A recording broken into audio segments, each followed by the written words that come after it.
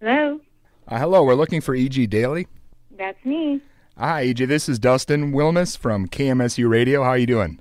Hey, Dustin, I'm doing all right. How about you? I am excellent, and I'm here with my co-host, Ton. Hey there, how you doing? Hi, Ton. Ton as in Ton? Yeah, you got it. You're like the first one who gets it right away. How's it going? Everyone else, I have to spell it out and talk to them about how it's like 2,000 pounds, but you got it. It's going excellent. Good. Very good. So what's up, guys? Well, we had a few questions we wanted to ask, if you're all right with that. All right. Awesome. We'll start off and ask you how you got started in the acting world.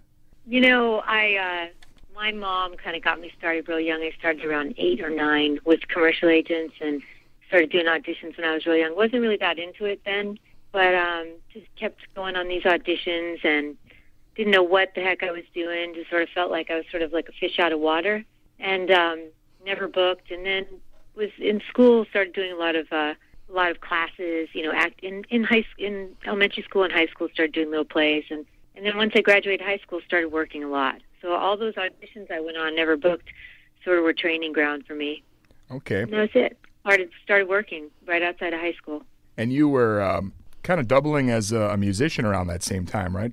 Yeah, always had some kind of band going. I was real young. Always some sort of music thing, all simultaneously, sort of local bands around town in L.A. And so I never really focused. It wasn't like I had to, wait around for an acting job. I was busy doing music all the time, writing, playing. Was it difficult trying to pull them both off at once, or? Not really, because I was just doing my art. Wasn't really thinking difficult or not difficult. I was just thinking, what do I get to be doing? So it's just getting to be doing music, which was cool, or I was getting to be doing acting. When acting wasn't happening, I wasn't so obsessed about it because I was busy doing music. Sounds fun. So how did you?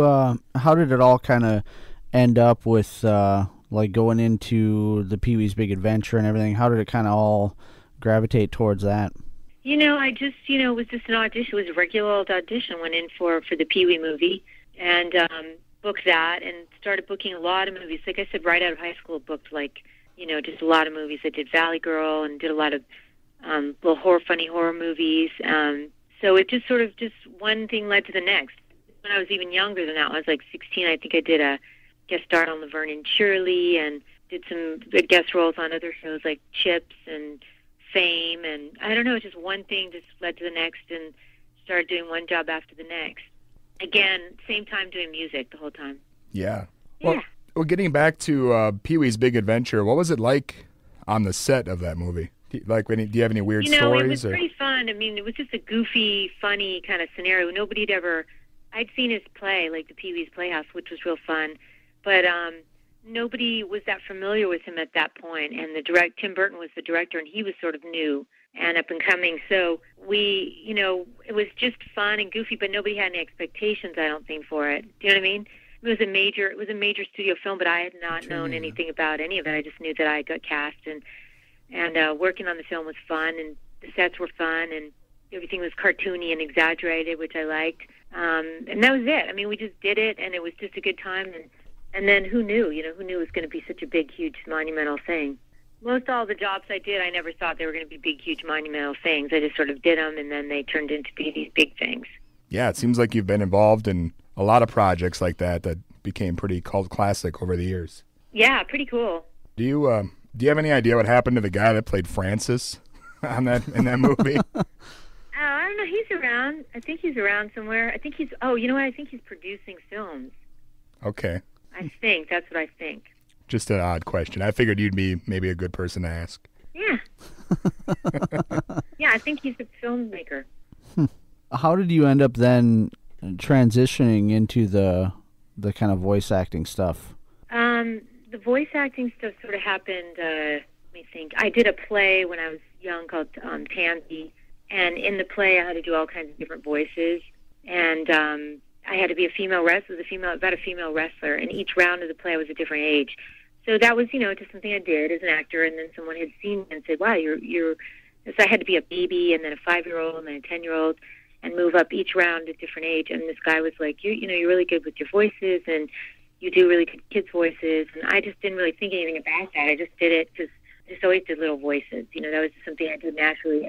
He said you should try to check this out. And I was like, well, all right. So I took his card, and he had a little office, and I went on one audition, and I booked it, which was from some commercial or something. And I was like, he's like, yeah, you booked it. And I was like, really? And then the next thing you know, he sent me out on something else, which was a little boy character, and it turns out I booked that, and that was Rugrats, which ended up being like 15 years long of job. Yeah. Crazy. It was amazing.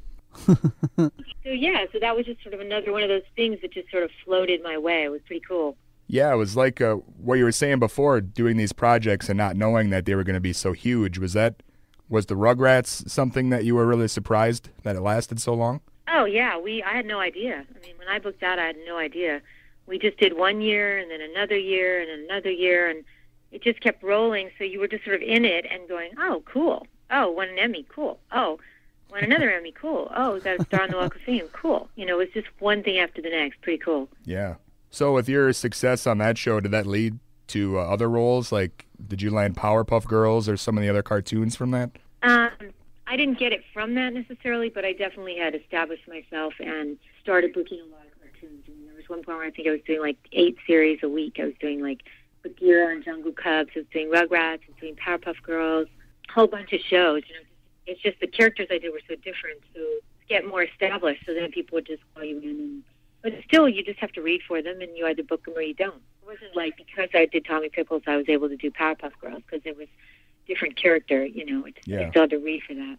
Well, as far as all that stuff that you do, I mean, acting and voiceovers and the music career, is there one that you would prefer doing over the others, or are they all different in different ways? You know what? They're all so different, and I enjoy them all so much that I would say, sometimes I'm really into the acting, and then sometimes I feel really great doing the music and the live shows, and sometimes the voice stuff is just so freeing because you're not limited by your physicality. So it changes all the time. It's like, different flavors of ice cream. It's like, it just changes. I get to do different things that I like to do. And I don't want to wait around, oh, do I get to do it today? Do I get to sing? Do I get to act? Do I get to do voices? One day I get to do voices, another day I get to do a movie. Then, I just did this movie in Oklahoma a few months ago. And, it was just great because I got to play a character, this Oklahoma character. And, it's like kind of like doing a mix between voiceover and acting because I had to do this funny character voice. It's all fun. It's all fun for me. That's awesome. Yeah. Well, with all the projects you've done over the years, is there one that you think you're best remembered as? Would it be from Pee-wee's Big Adventure, or would it be Rugrats? Or a lot of people know me from Friends, from the guest star I did on Friends, where I played Phoebe's ex-songwriting partner and stole her Smelly Cat song. Okay. I sang on there. A lot of people recognize me from that. It really depends, and I have this cult following, like from Devil's Rejects, the zombie movie. Then I have a lot of people who know me from the music. You can see the music on like YouTube. There's a lot of videos and stuff. There's a couple of more recent ones that we did this last year. One's called Somebody's Loving You. It's on YouTube. It's a music video. And the other one's called Wait. And, forget what your original question was, but what was your original question? I was just wondering if there was one you think you're best remembered as, but you kind of summed it up. No, I can't really. Yeah. I don't know. I mean, can you guys think of it? Well, for Dusty, it was Pee-wee for sure. It was being in Big Adventure. Yeah, I think that's the greatest movie ever, personally. For me, it was probably Valley Girls. Oh, yeah. See, there you go. Valley Girls was pretty popular. And then for a lot of the world, it was Tommy Pickles and Rugrats. And then for a lot of people, it was Buttercup, Powerpuff Girls. Yeah. So it depends, And Ton really loves the Scarface soundtrack. So. 2.5 Men. Some people know me for that. Oh, okay. Sure. Yeah, I think... the men. Yeah, I actually... we also have interviewed Bill Moseley. Yeah. So that's, I mean, remember you from that, and I was a big fan of The Incredibles and stuff as well. But what was your favorite? What do you like the most? Job-wise, I mean, Pee-wee's Big Adventure was a good time. Devil's Rejects was really fun shooting that. I did a lot more stuff than actually made on the movie, but the actual filming of that was a blast.